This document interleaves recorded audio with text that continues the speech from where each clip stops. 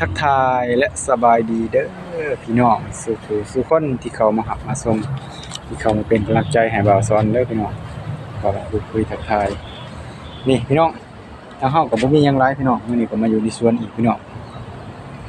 นี่คือการปลูกของเฮานะทุกคนพี่น้องเริ่มดอกแล้วมักเล่นพี่น้องมะเขือเทศทางบ่าวสอนก็ปลูกได้หลายต้นเนาะส่วนบักถั่วของเฮาก็เริ่มหมากแล้วนะพี่น้อง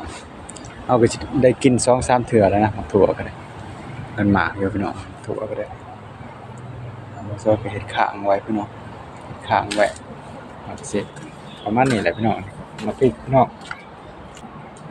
มาพริกเฮาโอ้ต้องขอโทษขออภัยเด้อพี่น้องพริกเฮาก็หมากพี่น้องตอนนี้เฮาก็หดผักหดหญ้าเรียบร้อยทำมะเขือของเฮาก็พริกตอนนี้บ่ได้ปลูกแล้วคือว่าม่วนนะพี่น้องมีความสุขมีความจั่งใดมีความละมุนในใจนะมันยังก็ม่วนมีความสุขของเนาะคือแบบการปลูกของเฮานี่นะทุกคนมันสิแบบเพลินอยู่ในตัวในกายของเฮานะพี่น้องเอ้าบ่าวสอนก็สิบ่มีหยังหลายพี่น้องสิมาอัปเดตแค่ส่ำนี้พี่น้อง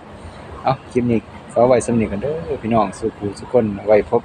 อีพีหน้าพี่น้องคลิปนี้ก็ขอคำว่าสบายดีสุกคน